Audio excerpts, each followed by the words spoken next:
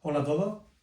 Lo primero quiero daros las gracias por la acogida del primer vídeo.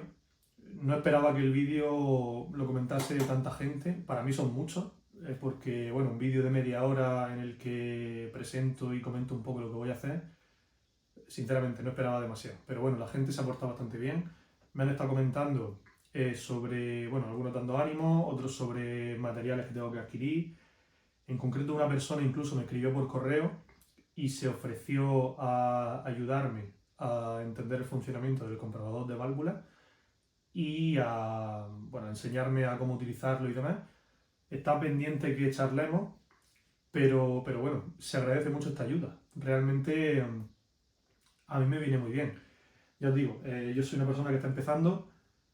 Ahora voy a explicar algunas cosas del funcionamiento de alguna válvula en concreto, pero no voy a entrar mucho en detalle. Lo que tengo pensado en futuros vídeos es hacer esto bastante escalonado. Quiero hacer el canal que me hubiera gustado encontrarme a mí cuando empecé.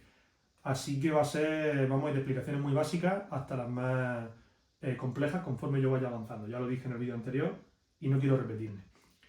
La radio que traigo hoy es una radio Emerson, de la cual no he encontrado el modelo. Si alguien lo conoce bueno, por la carcasa, por el chasis y demás, que me lo diga porque yo no lo he encontrado. Estuve buscando en la lista entera que hay en Radio Museum, he buscado por otras fuentes y no había manera. Por lo tanto, tampoco tengo esquema de esta radio, pero bueno, con los datasheets de las válvulas me he ido apañando. De todas formas, bueno, una de las cosas más relevantes de esta radio, o de este formato de radio, como veis, pues es que es mucho más pequeña que la que presenté en el anterior vídeo y mucho más pequeña que las que solemos ver en, bueno, incluso en los museos de radio y demás, son radios, algunas incluso son muebles completos. Entonces he buscado un poco sobre la historia de este formato y os lo quiero comentar. En la época en la que en la que se empezaron a fabricar estas radios, se dio una serie o sea, un contexto social y económico que fue clave para la producción masiva de estas radios. La primera fue la Gran Depresión, la caída de la bolsa de Wall Street, que generó un contexto de pobreza. Pues mucha gente se quedó sin trabajo. Estaba viendo, bueno, esto daría para un vídeo entero, pero he visto que en torno a uno de cada cuatro, o sea, un 25% de la población estaba en desempleo. Los que trabajaban le redujeron el salario bastante, porque era o eso o la empresa quebraba. Y bueno, esto desencadenó que mucha gente o fuese a ciudades o se fuese de las ciudades buscando trabajo, ¿vale? Viviendo pues en apartamentos pequeños, viviendo donde podían. Se dio también el contexto de que en el año 39 empieza la Segunda Guerra Mundial y hay una necesidad de la gente de mantenerse informada 24 horas. O sea, pensadlo, si ahora, si en los próximos días estallase la Tercera Guerra Mundial, pues nos gustaría estar informados de lo que pasa. Pues en ese momento sería así, o fue así. Se dio también el contexto o la circunstancia de que se empezaran a producir materiales que eran menos costosos, sobre todo para la carcasa de la radio. Estamos hablando de los plásticos, de la baquelita y de la catalina. Esas carcasas se producían en moldes y, por supuesto, pues la producción era más rápida y mucho más barata que pagarle a un carpintero. Entonces, bueno, con todos estos factores se proponen los fabricantes de radio, bueno, se proponen, que quieren sobrevivir. Entonces ellos tienen que seguir con su negocio. Entonces, ¿por qué apuestan? Pues apuestan por radios más económicas, accesibles a todo el mundo, en este caso más pequeñas, porque la idea era que incluso que el dispositivo pudiese viajar contigo si tú te ibas. Y también había otra cosa de fondo, que era la idea de tener una radio para ti, de tener una radio personal. Estas radios se comercializaron como radios de cabecera, pero también como segunda radio, se llamaba. Y era porque había un mueble radio en la casa o una radio enorme en la casa que escuchaba a toda la familia. Todos escuchaban la misma emisora, lo que eligiera quien sintonizaba, pues eso es lo que se escuchaba. Entonces, estas radios también se vendieron como un dispositivo personal, para que tú escuches lo que tú quieras y que te lo puedas poner por su tamaño en la mesilla de tu habitación, donde duermes, o en una estantería pequeña, o en donde tú quieras. ¿Vale? Entonces, bueno, hubieron varias marcas. Estaba Emerson, estaba Philco, estaba Fada, había, bueno, unas cuantas más, que apostaron por estos diseños más pequeños, pero mientras las otras marcas se apostaron por unas radios más pequeñas, pero que mantuvieran la calidad de audio, Emerson, en este caso, se centró en hacer radios para todo el mundo. Y para todo el mundo significa que se la puedan comprar, que sean radios económicas. Y así poco a poco van haciendo diseños más compactos y eliminando componentes que pueden ser prescindibles. No necesariamente son prescindibles, pero bueno, no es necesario que lo tengan para que la radio funcione. Emerson en ese momento consiguió hacerse con el monopolio de estas radios porque, o sea, de este formato de radio, vendía, se estima, no hay estudios muy a fondo de esto, pero se estima que se vendía una de cada 2 radios de este tipo, pequeñas, las vendía Emerson. Entonces, lo que hizo Emerson fue crear su propio sello de radios, que la llamaron Peewees. Era, digamos, Peewees sería el equivalente a lo que sería hoy el sello de iPhone, o lo que sería el sello de iPad o de Mac. Estamos hablando que eran unos dispositivos pues, exclusivos de esa marca, en este caso de Emerson, que eran pequeños, que se escuchaban relativamente bien, no tanto como las demás, eran accesibles a todo el mundo y tenían pues, cierta imagen de prestigio, también por los colores que usaban en la baquelita, eran colores muy llamativos, eran radios sinceramente muy chulas. Entonces todo eso, pero sobre todo la accesibilidad económica, es lo que facilitó que esta radio la tuviese muchísima gente. He buscado precios de la época, se dice que se podían comprar en torno a 15-20 dólares un receptor de radio. Era un precio, no sé cómo, no sé a cuánto equivaldría eso por la época, pero bueno, parece barato, ¿vale? Entonces esta radio no es una radio de la época porque por las válvulas que lleva es una radio muy posterior, pero es representativa de lo que se consiguió con esa reducción de espacio y con esa intención de hacer más compacto el receptor. En esta radio, que es la misma que aparece en el primer vídeo, pues podemos ver que no tiene un transformador de aislamiento por ninguna parte. No hay un transformador. Hemos eliminado ya un componente caro, pesado y voluminoso. ¿Vale? Por lo tanto, ya tenemos una mejora en ese aspecto, un empeoramiento en otro, pero en ese aspecto, bien, ya tenemos una radio más pequeña. Se consiguió también, con la mejora de la tecnología de las válvulas, se mejoró que disiparan menos calor, por lo que ya el mueble de la radio no hace falta que fuese tan grande para poder disipar todo el calor que generaban las válvulas. Y bueno, pues como veis, en general, se disponía todo de tal manera que no se dejaba mucho hueco sin aprovechar. Incluso los altavoces, esto también fue una de las modificaciones, los altavoces pasaron de ser para estas radios de imán inducido, los altavoces de las radios antiguas, el imán, en lugar de ser un imán de ferrita fijo, era un imán inducido. Se ponía una bobina, se hacía circular una corriente eléctrica y se inducía un campo magnético en ella.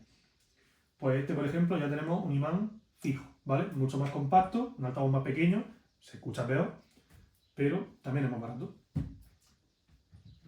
Y por debajo, para que veáis también la electrónica como es de compacta en estos dispositivos, pues ya veis. Lo apretadico que está aquí todo. Tenemos aquí, bueno, aquí ya por supuesto hay componentes que yo he sustituido, pero bueno, en definitiva pues los condensadores de rectificado, tenemos por aquí resistencias, condensadores de acoplamiento, etc. Lo más difícil de esta radio diría que ha sido, o lo más entretenido, más difícil, no entretenido, ha sido meter las manos aquí debajo. Bien, esta radio, después de contar un poco la historia, vamos a centrarnos en esta radio en concreto. Ya os he dicho, no tengo el esquema, pero tenemos las hojas de referencia de las válvulas, ¿vale? En Radio Museum, en la página que comenté en el vídeo anterior, están la referencia de la mayoría de válvulas. Por suerte, esta radio traía las válvulas originales y en perfecto estado. Las válvulas estaban bien. Bueno, digo en perfecto estado, vamos a decir que funcionan, porque no las he comprobado con el comprobador, pero las válvulas funcionan. Tienen todos sus filamentos bien, la radio actualmente funciona, o sea que en principio todo bien. Tenemos en Radio Museum la hoja de datos de la válvula, los datasheets, y con eso podemos hacernos una idea de qué resistencia, qué valores resistivos o qué valores de capacitancia tienen la resistencia y condensadores que tiene esta válvula asociada o conectada. He buscado de todas las formas posibles, por marca, por las válvulas, no había manera de encontrar la radio, pero no pasa nada. Podemos fechar esta radio por las válvulas que lleva, que son tipo Rimlock. Podemos fecharla en torno a los años 47, entre los años 47 y 48 y 55 aproximadamente. Estamos hablando de esta radio, tendrá unos 70 años aproximadamente, ¿vale? Estas válvulas tipo Rimlock tienen aquí un tetón o pezón que se corresponde con una muesca que hay en el zócalo de la radio. Entonces solamente hay una postura posible para esta válvula. Estas se sustituyeron enseguida por las válvulas novales porque eran mucho más baratas de fabricar que estas. Y según he leído también eran bastante más eficientes. Entonces, bueno, se eliminaron pronto. Pero bueno, sí que hay bastantes receptores con este tipo de válvulas. El primer problema o la primera complicación que he tenido con esta radio ha sido una complicación que podía haber evitado muy fácilmente, que era la porquería y la suciedad que había tanto en los zócalos, en los conectores de los zócalos, como en los mismos pines de la válvula. Para futuras reparaciones voy a establecer una metodología de trabajo que va a ser, primero de todo, limpiar la radio, sobre todo limpiar muy bien contactos de los zócalos, pines de las válvulas, contactos de la botonera si hubiera botonera, y el selector el conmutador de onda también, ¿vale? Porque eso me va a evitar muchas falsas averías por falsos contactos, que ha sido una de las cosas en las que más tiempo he perdido con esta radio.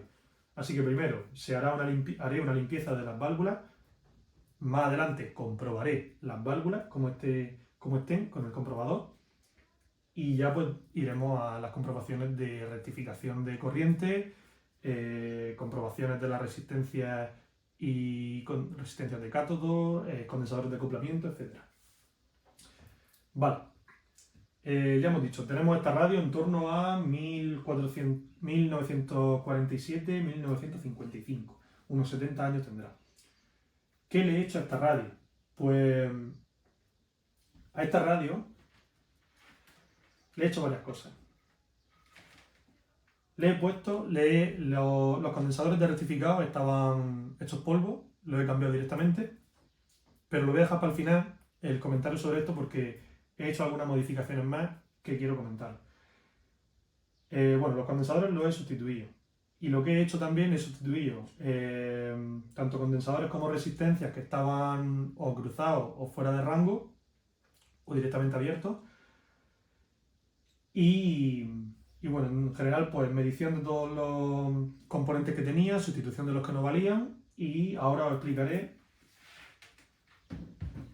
principalmente lo que me ha causado, lo que causaba que la radio no funcionase. Había dos causas principales para que la radio no emitiese sonido.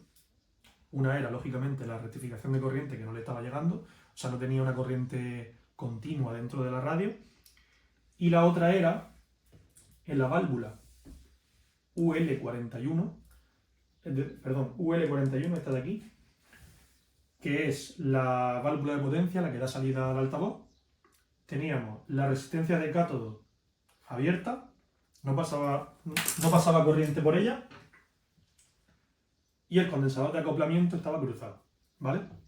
Aparte, esta resistencia de aquí, de 500K, estaba en un valor de 800K, había subido 300.000 ohmios de valor resistivo, y este condensador no estaba roto, bueno, los valores resistivos y de capacitancia están en orden, pero alguien lo quemó, no sé si se apreciará, lo quemó con el soldador cuando fue a hacer una reparación anterior, y solo por el aspecto a mí no me daba confianza, y aunque estaba bien, he decidido sustituirlo. Para lo que vale, lo he cambiado, ¿vale? Entonces, ¿por qué la radio, una vez restaurada la corriente, no funcionaba? Tenemos, ya os digo, hago otra vez otro inciso. Mis explicaciones son hasta donde yo entiendo. Hay mucha gente que sabe muchísimo más que yo. Cualquier comentario de ayuda que queráis añadir, de alguna objeción, algo que se pueda sumar a lo que yo vaya a explicar aquí, ponedlo, porque de verdad que me ayuda y me da pie a incluso ampliar el mismo comentario que me digáis o a entender algo más que no he entendido de lo que yo mismo he dicho, etc. Entonces, teníamos esta resistencia abierta y este condensador cruzado, ¿vale? Tenemos aquí los valores, la resistencia 165 ohmios, el condensador 15 microfaradios.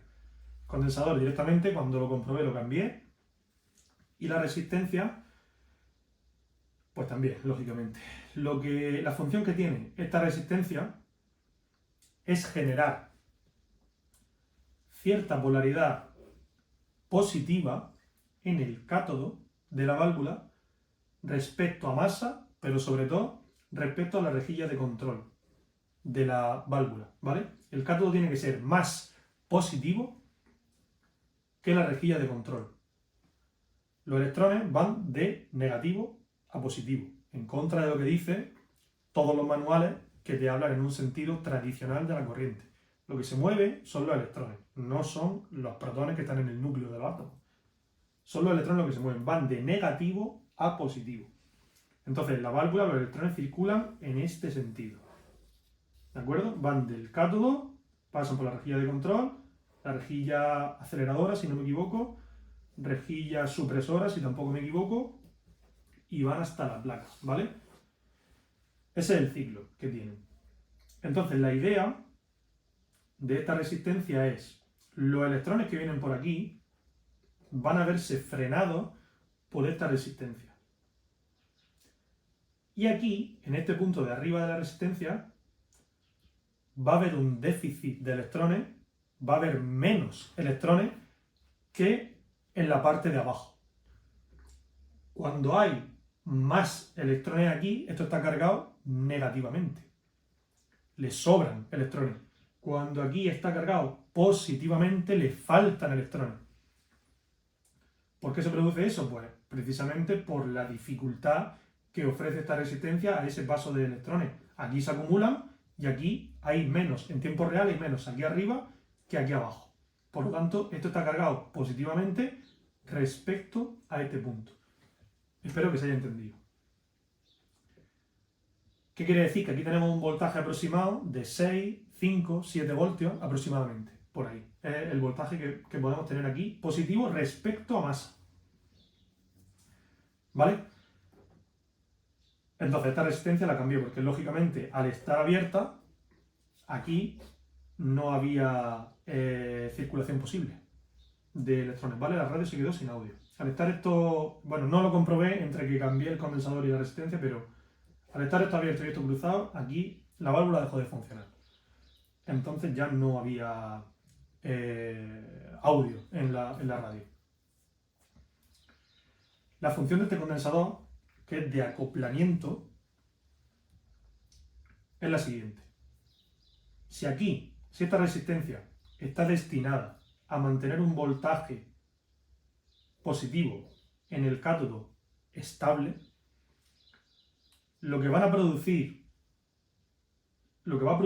las variaciones de corriente que van a llegar a la rejilla de control desde la válvula detectora, la UAF42 en este caso, va a ser demandas de electrones, que la resistencia impediría. Sería una demanda de electrones torpe. O sea, digamos, la resistencia frenaría ese paso de electrones que la válvula está requiriendo, ¿vale? Entonces, para que eso no pase, para que esa circulación de electrones se produzca tal y como queremos, porque esa señal es la que vamos a amplificar y que va a salir por el altavoz, necesitamos un condensador de acoplamiento.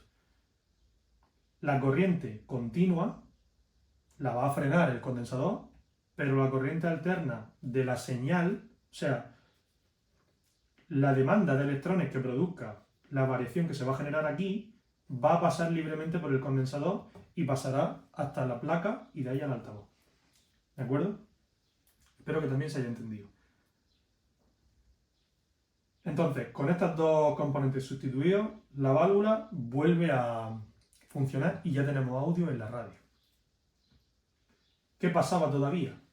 Midiendo la tensión en esta rejilla, en la rejilla de control, me encuentro que tengo en torno a 1 voltio positivo. ¿Esto por qué? Pues porque esta resistencia, que está pensada para descargar cualquier corriente que se haya filtrado de este condensador, que en este caso no estaba roto, o cualquier carga que pueda tener, cualquier acumulación de electrones que pueda producirse en la rejilla, esta resistencia está destinada a descargarlo, ¿vale? Tanto filtraciones de corriente de aquí como acumulaciones de electrones que se puedan producir en la rejilla de control, esta resistencia se encarga de descargarlo a masa y de mantener la rejilla a un potencial de 0 voltios o ligeramente negativo, en torno a menos 0,5, menos 0,2 voltios aproximadamente. Si esta resistencia aumenta su valor tanto como lo ha hecho, ya no hay una descarga fácil para esos potenciales que se acumulan aquí. Se lo estamos poniendo más difícil a esas cargas para que vayan a tierra, ¿vale? Entonces, al subir tanto esto, pues aquí tenemos al final una tensión positiva. Por lo tanto, la resistencia una vez cambiada, esto ha vuelto a bajar a 0 patatero, a menos 0,2 voltios, menos 0,5 aproximadamente. Sé que este vídeo es bastante más técnico que el anterior, pero esta es la vía del canal. Quiero decir, aquí yo voy a hacer estas explicaciones, insisto en que me corrijáis si me equivoco o que ampliéis lo que digo, y voy a comentar también el tema de la restauración de la madera y demás, que en este caso no hay demasiado que comentar. Pues bueno, ya hemos restablecido el funcionamiento de la válvula y volvemos a tener audio, ¿vale? ¿Qué pasaba después? Cuando encendía la radio, lo voy a ver ahora en pantalla, se producía en los filamentos, justo en el momento de encender, se producía en los filamentos un destello que era un claro indicio de un pico de intensidad del arranque de la radio. Entonces, ese pico de intensidad, habéis visto, los filamentos se encienden mucho, el filamento se enciende mucho, se apaga y se vuelve a encender poco a poco. Ese pico de intensidad no es bueno, lógicamente, y estamos sometiendo a un estrés a los filamentos que va a terminar por romperlo. Nos quedamos sin filamento, nos quedamos sin válvula y nos cuesta el dinero. Entonces, yo necesitaba un componente que mitigase ese pico de intensidad, pero que a la vez, o que después, más bien, que mitigase ese pico de intensidad y que después se quite de en medio. Porque yo pensé, bueno, le añado una resistencia, pero no es tan fácil, porque si le añade una resistencia vas a tener una limitación de la corriente todo el tiempo. La resistencia te va a hacer una oposición permanente. E igual que absorbe el pico de intensidad, va a seguir chupando intensidad, una intensidad que necesita la radio para funcionar. ¿Vale?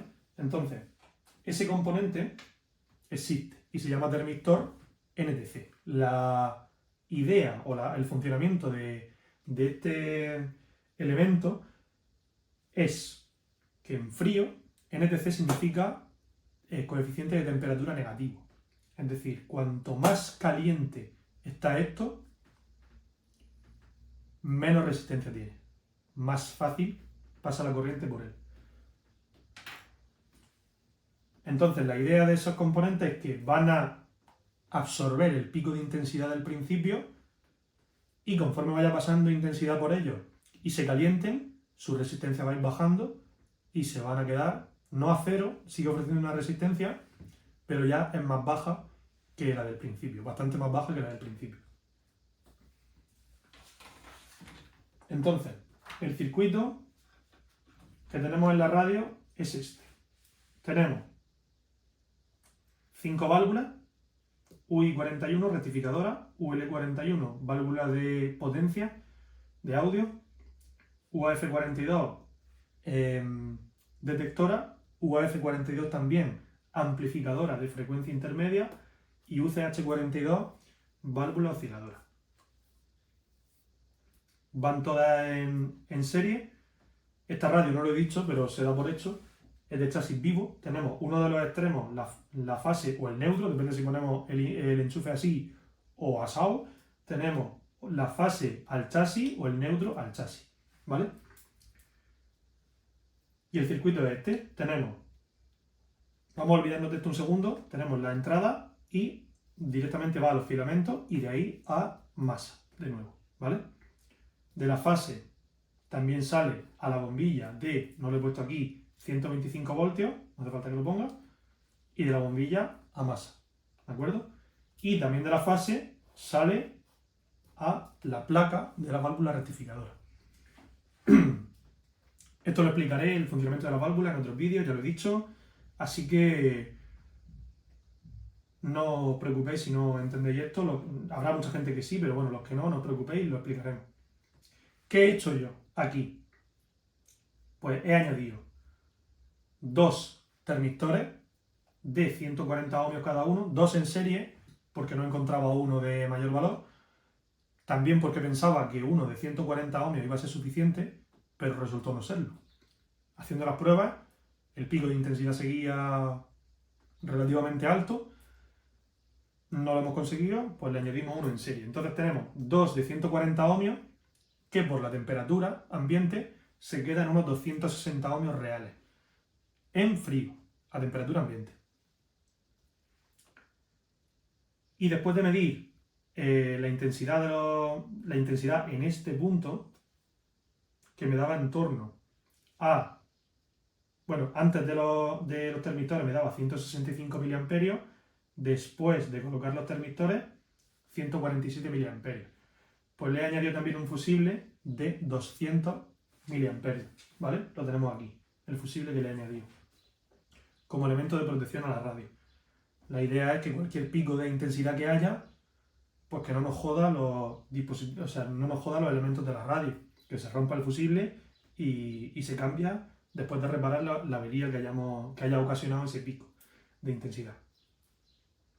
Entonces tenemos ya los termistores colocados y ahora se queda, como vais a ver en el siguiente vídeo. Se ve que no está perfectamente mitigado el pico porque algo hay, pero es muchísimo más suave que con el anterior, ¿vale? Bien, más cosas que hemos solucionado de esta radio. Vamos ahora con el tema de la rectificación.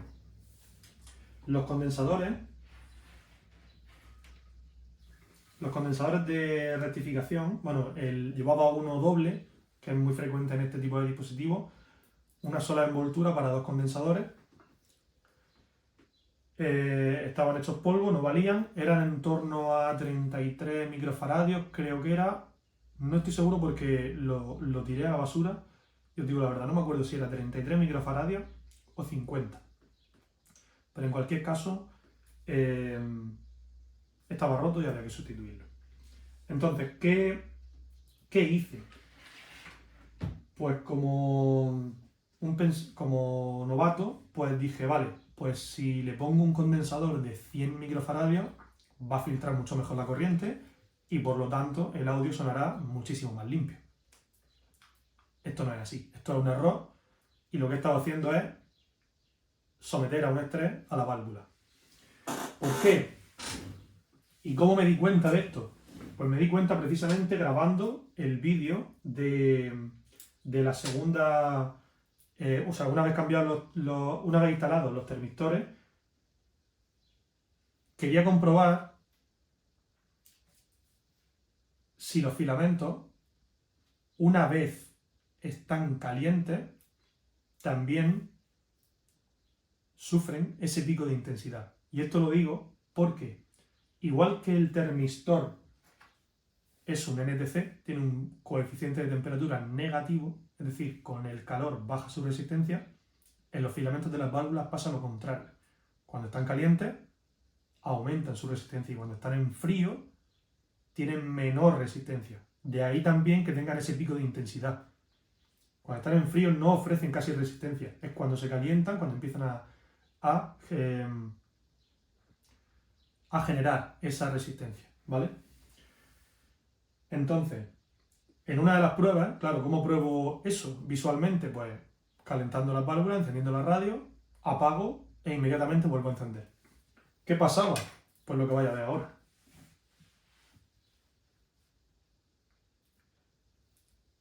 Eso que habéis visto, esa luz azul que parpadea, eso es un arco dentro de la válvula, un arco eléctrico dentro de la válvula rectificadora. Estuve buscando por qué eso se ocasiona y todo apuntaba a que era por un sobredimensionamiento de los condensadores de rectificado. Si nos vamos a la hoja de características de la válvula, aquí lo dice, la vais a ver en pantalla, te dice que máximo le puedes poner un condensador de 50 microfaradios. Ese valor se refiere al primer condensador del filtro Pi si lo hubiera, ¿vale? Es el condensador que la válvula ve, al primero que tiene delante. Entonces ese puede ser como máximo de 50 microfaradios. Y yo le he puesto el doble. Pues lógicamente he ocasionado esto, ¿vale? La válvula no se ha roto. La válvula ya, una vez comprobado incluso con el osciloscopio, que ya lo tengo, está trabajando bien y, bueno, pues que simplemente que no me la he cargado, ¿vale? Era lo que quería decir. Los condensadores, por supuesto, los he reducido los dos, había puesto dos de 100, ahora he puesto dos de 47 microfaradios y la radio, pues funcionaba antes y funciona ahora también. Pero ahora funciona mejor, ya no hace ese arco eléctrico, ya no lo hace. Entonces, lo que he pretendido con todo esto es hacer que la radio trabaje en unos rangos más cómodos. Porque yo mismo, en este caso, yo mismo le he provocado la avería, pero también, por otro lado, con el tema de los termistores, pues le he intentado mitigar ese pico de intensidad y hacer que la radio sufra menos. Porque al no tener un transformador de aislamiento también, pues ese pico es más fácil que se genere, ¿vale? Y ahora quiero poneros en pantalla unas mediciones que he hecho con el osciloscopio muy torpes, porque igual con esto me podéis echar una mano. Yo he estado buscando información. Esto que veis en pantalla es, en teoría, la señal que yo tengo, es la señal que yo tengo en el segundo condensador, en el positivo del segundo condensador del filtro Pi, antes de cambiar varios condensadores de acoplamiento y varias resistencias de cátodo que había defectuosas, ¿vale? Me estaba haciendo esto la señal. Y ahora, la señal que tengo, después de cambiar todo eso, es esta, que es una señal de una corriente pulsante rectificada y se ve claramente cómo se carga y se descarga el condensador. Entonces, he visto que esto puede ser por ruido que se meta de esos condensadores y esas resistencias que estaban mal al chasis de la radio y que termina pasando a la fase de rectificación. Me gustaría que con esto me ayudaseis. porque no tengo muy claro cómo interpretar esto. Es posible incluso que sea una mala medición con el osciloscopio, pero no lo sé. Si alguien tiene alguna teoría, que me lo diga, porque me interesa saberlo de cara a interpretar esto mejor la próxima vez. Y bueno, ya por terminar, porque ya he comentado prácticamente todo lo de esta radio, voy a montarla y la vemos terminar. Pues bien, esta es la radio ya terminada. Cosas que le haya hecho de su estética y en parte un poco de su funcionalidad. Este plástico no he podido hacer mucho más por él. El plástico está amarillento de los años. Tiene unas manchas que no se pueden quitar. Y aunque hay técnicas, conozco, bueno, algunos canales de restauraciones de otras cosas que no son radios, renuevan o rejuvenecen los plásticos usando peróxido de hidrógeno, que es agua oxigenada, al 22%, 20-22%, sumergen esos plásticos en el peróxido de hidrógeno. El recipiente en el que tiene que estar es conveniente que sea un recipiente de plástico transparente, porque alrededor lo que se va a poner son luces de rayos ultravioleta. Y todo eso lo envuelven con papel de aluminio y lo dejan en torno a un par de días. Voy a poner en la descripción del vídeo, si os interesa esto por ver cómo lo hacen y cómo quedan los plásticos, porque quedan muy bien. Voy a poneros algún vídeo que lo hagan y el minuto en el que aparece, ¿vale? Para que vayáis directamente. Pero bueno, no me valía la pena comprar todo eso para esto. Si en algún momento lo compro para otra radio, pues lo meteré, lo sumergeré, lo renuevo un poquito y para adelante. El tema de los pomos de la radio o de... Sí, los pomos, no sé cómo lo llaman en otras partes, las perillas creo que le llaman también. Esta de aquí, esta raya que tiene, es porque ya se había roto con anterioridad. Grabando el vídeo para enseñaros que no estaba bien pegada, terminé de romperlo, pero bueno, no pasa nada porque lo prefería para volver a pegarlo y demás. Y ambas perillas tenían mucho hueco en el interior y dije, bueno, esto lo voy a rellenar con resina epoxi para darle un poco más de cuerpo a la perilla y así pues que no se rompa tanto, ¿vale? Que no tenga tanta tendencia a romperse. El tema de los tornillos de la perilla eran de 4 milímetros y estaban totalmente corridos. Eso ya no, el tornillo ya no agarraba, no hacía su función. Y como el ancho de la perilla me admitía aumentarle la sección al tornillo, pues lo que he hecho es rectificado esa rosca, la he pasado de 4 milímetros a 5 y le he puesto unos tornillos prisioneros nuevos y ya está, las perillas reparadas. Y de la carcasa de madera, pues no hay mucho que decir. La lijé y la barnicé. Sí que tiene... lo hice porque tenía unas manchas en el barniz que yo no podía quitarle. Probé limpiándolo y demás, pero no se le iban y ya decidí finalmente lijarla y barnizarla y para adelante, ¿vale? Y así es como ha quedado finalmente. Vamos a encenderla y escuchamos cómo suena.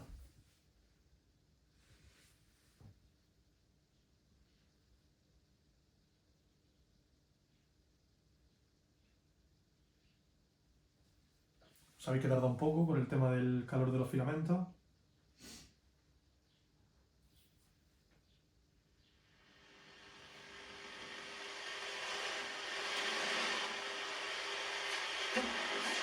Y un tema que además está muy presente en la actualidad sanitaria.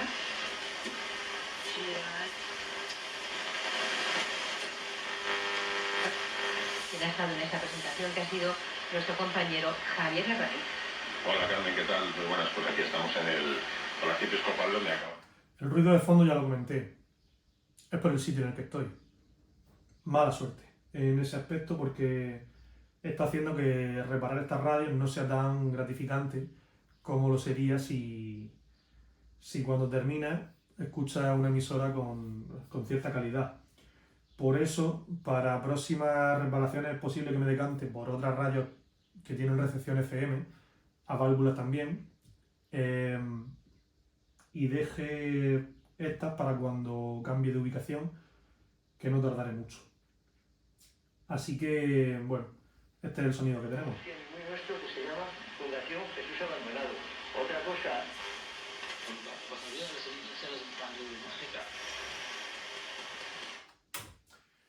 Nada, espero que os haya gustado el vídeo. Ya os digo, sé que hablo de muchas cosas, sé que mis explicaciones son escuetas, pero poco a poco, ¿vale? Por aquí con cada día estoy aprendiendo cosas nuevas, tanto del uso del osciloscopio. Me he comprado también el multímetro Supertester IC680R, solo con el modelo seguro que mucha gente ya lo conoce. Tengo también, bueno, tengo por supuesto multímetro electrónico. Y ya os digo, poco a poco, sigo avanzando con el estudio de la teoría y también con las técnicas de reparación. Yo creo que esta radio la he afinado bastante. O sea, me faltan cosas, lo único que me faltaría de esta sería ajustarla, que todavía no sé. Este osciloscopio tiene un generador de funciones que pienso que me puede servir para calibrar la radio. Lo miraré para otros vídeos y creo que poco más. Se puede afinar de esto hasta donde yo sea, hasta ahora. Todo lo que me pongáis a mí me ayuda, ¿de acuerdo? Así que nada, muchas gracias, no me enrollo más y bueno, hasta el próximo vídeo.